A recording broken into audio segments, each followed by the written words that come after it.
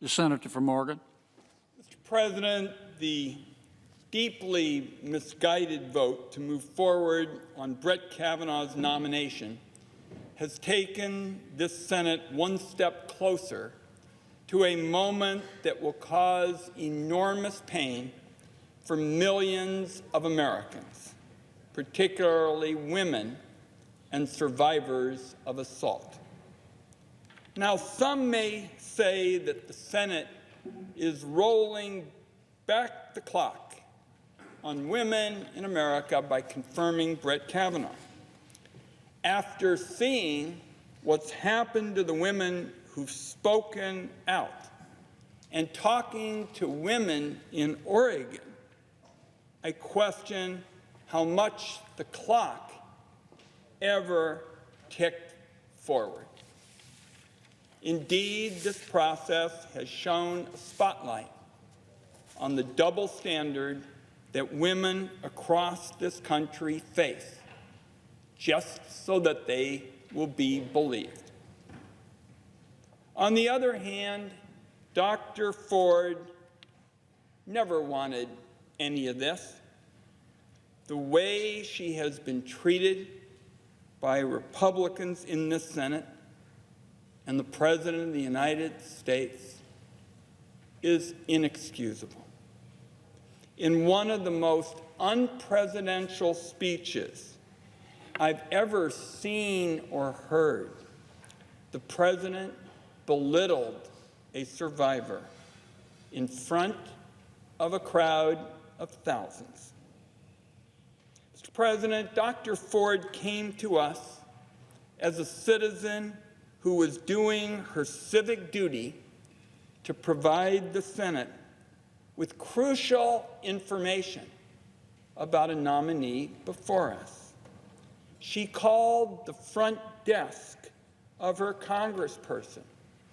She didn't run to the news media or the cable shows or try to sell a book. She volunteered to tell her story under oath. She recounted the details of her assault in 18 minutes of testimony that will not soon be forgotten. It was heartbreaking to watch. At times, it was just excruciating. What did Dr. Ford get for her courage? She was put on trial by the Republicans on the Judiciary Committee, who actually hired an experienced prosecutor to grill her. The questioning was clearly designed to tar Dr. Ford as a political pawn. It attempted to delegitimize the trauma caused by her assault. It attempted to paint her as a liar. It was stunning how little of the questioning Republicans subjected her to was focused on what Brett Kavanaugh did on the night in question. It's clear now that the focus was on undermining Dr. Ford's story and destroying her credibility.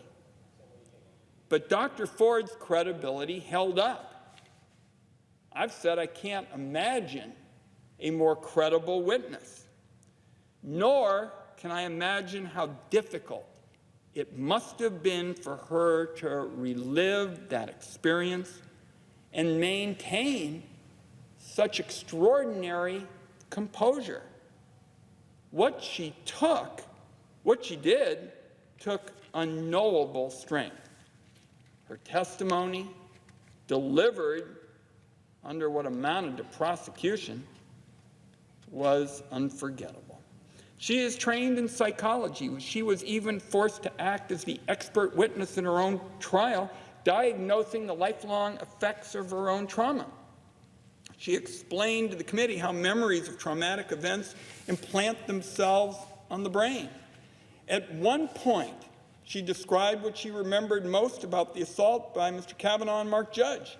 She answered, delivering on her training, that it was indelible in the hippocampus is the laughter. I believe Dr. Ford when she says she was assaulted in that room in 1982. I believe Dr. Ford when she says her attackers locked the door, a hand was pressed over her mouth, and she feared for her life. I believe her when she says she remembers them laughing. For all the grueling prosecution the Republicans put Dr. Ford through, it's important to compare that to the treatment of Brett Kavanaugh. When it was Kavanaugh's turn to deliver testimony, he was seething. He was raging in a manner completely unbecoming a federal judge. He behaved in a manner that directly contradicted what Brett Kavanaugh said in a widely publicized speech a judge should be all about. In his own words, Mr. Kavanaugh said, judges need to keep their emotions in check, be calm amidst the storm. Mr. Kavanaugh failed his own test last week.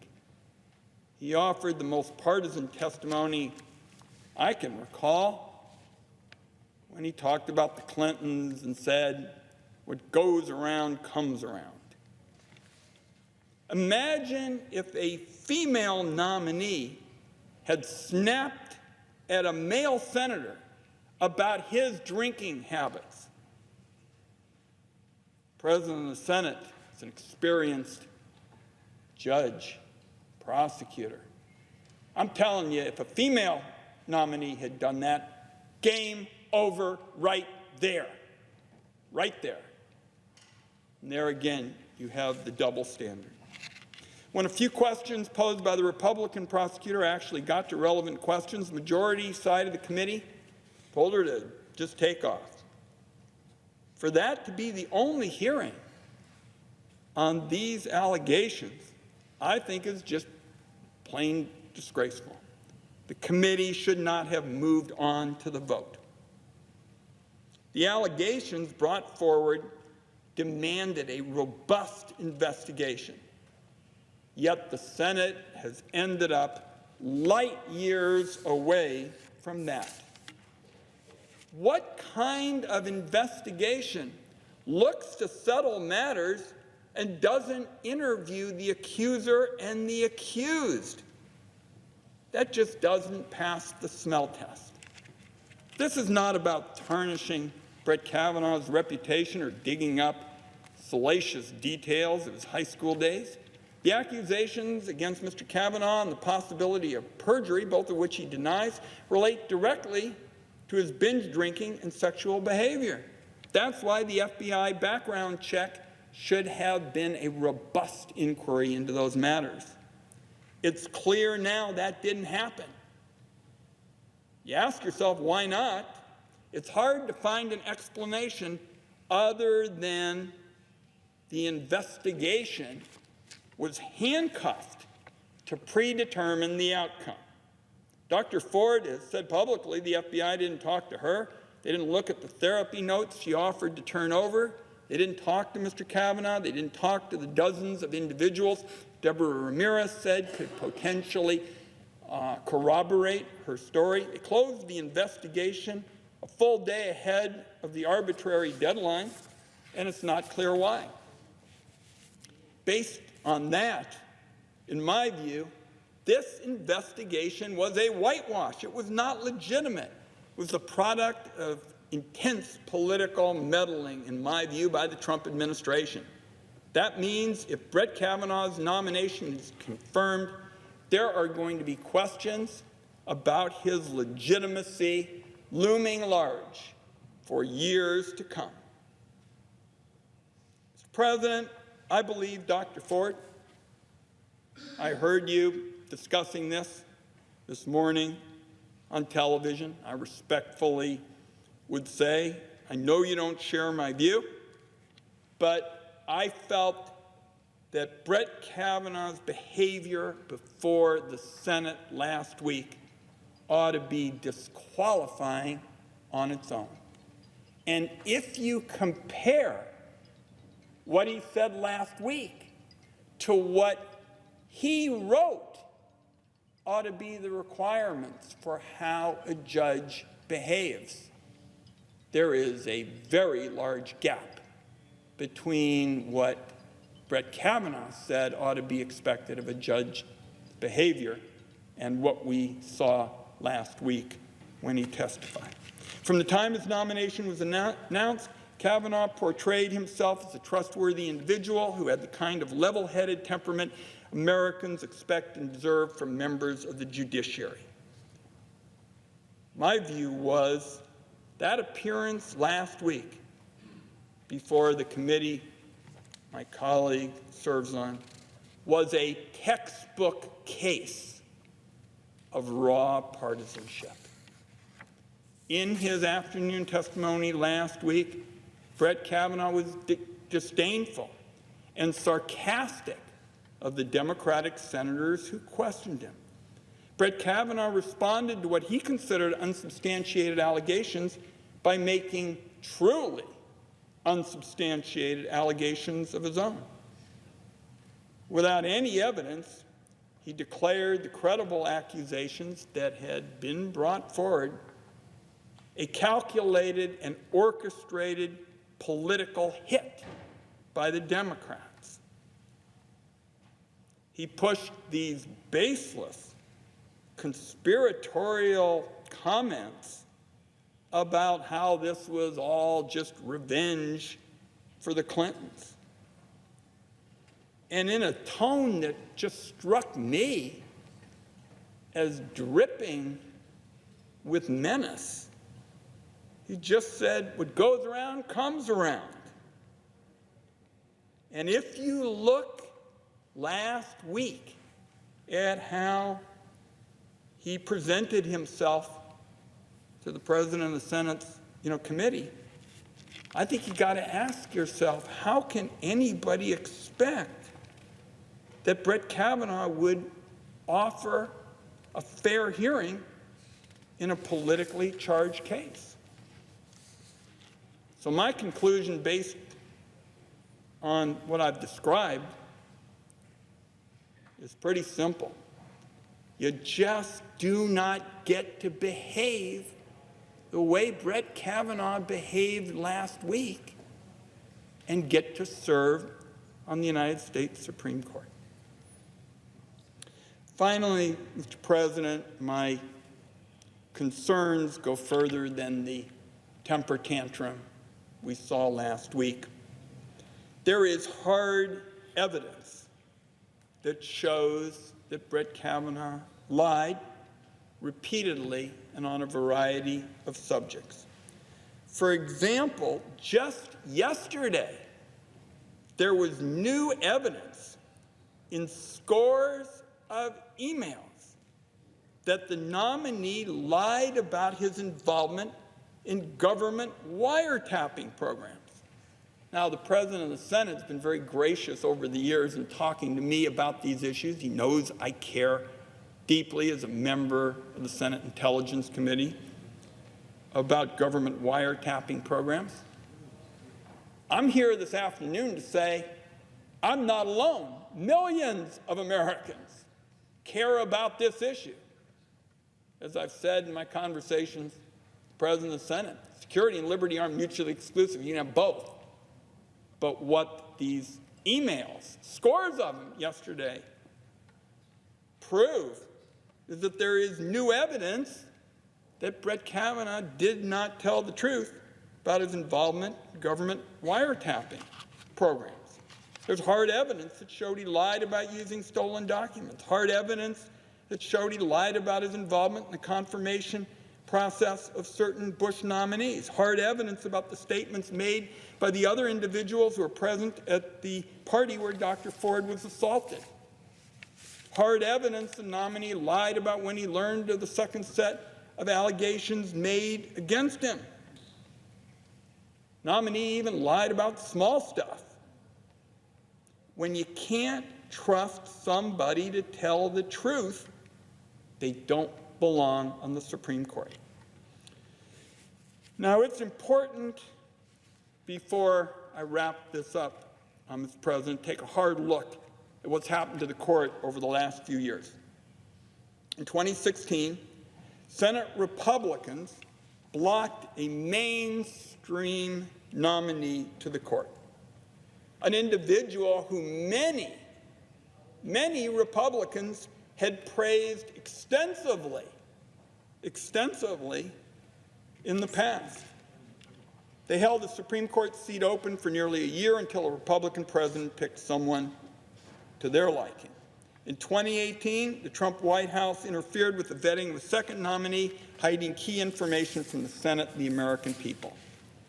The floor debate on this nomination is going to be cut off before all the questions about sexual misconduct can be answered, and before the statements that I have outlined here today, ones where there is hard evidence, can be examined for perjury. These actions by the Republicans and the Trump White House, in my view, are taking a sledgehammer to the public's trust in the court as an institution. The court used to have a healthy separation from the partisan battles that take place here in the Congress. I heard my colleague talking about that this morning on television. That healthy separation doesn't exist today. I just say we've got a lot of heavy lifting to do here in the United States Senate to revive the vision of the Supreme Court held by the Founding Fathers after what has happened. I'm going to close by going back to the question of whether anything has changed since 1991 and the tragedy of Professor Hill. When Professor Hill testified in 1991, she was dragged through the mud. She was called the scorned woman. Perhaps you could say that it represents some measure of progress that Dr. Ford wasn't slandered and insulted in quite the same way. But I don't know how much that matters if this nominee is confirmed. The language used during the debate might sound different, but the outcome's the same. The failure by my colleagues on the other side to step back, suspend the partisan warfare, and recognize the seriousness and legitimacy of this information, in my view, will go down over time as a historic disappointment. This was never a smear campaign, wasn't a political hit job. Dr. Ford came forward out of a sense of civic duty. She knew the sacrifice she faced, and she wondered to herself if it would really make a difference. Why suffer through annihilation if it won't matter, she asked. Over and over again, she told us she only wanted to be helpful. I've never seen a witness. Unlike my colleague presiding today, I've seen a lot of witnesses. Textbook case of being courteous, always saying, what can I do to be helpful? Senators ought to consider the dangerous signal being sent to survivors of assault and to young people across the country from this debate. Dr. Ford wasn't on trial, but nonetheless, she was prosecuted by the majority party. She got smeared as a political pawn, a liar, belittled, with her accusations dismissed by many almost immediately. I made notion of how a few days ago the president mocked Dr. Ford, mocked her in front of thousands. What a cruel and unpresidential moment. The mockery and dismissiveness aren't bad enough. If they weren't bad enough, there's the return of the sickening old notion that boys will be boys, that what happened in the bedroom was roughhousing, and that what happened was just too long ago. Today, survivors from sea to shining sea are asking How are we going to be heard? How will we find justice? I fear many survivors are going to conclude that coming forward with their story is going to be pointless, and there is very little likelihood of justice. Very little likelihood of justice. Even if you're strong, composed, and constantly courteous, it won't help. On the other hand, the signal to boys is this. Even if you engage in violence against women and lie about your conduct, the power structure is going to step up and protect you. The Senate has to be better than this. I hope senators are going to recognize that it is time to take these horribly outdated attitudes towards women and sweep them out like the cobwebs from an abandoned theater stage and start over. It can begin by rejecting this nomination today. I will be voting no, and I yield the floor.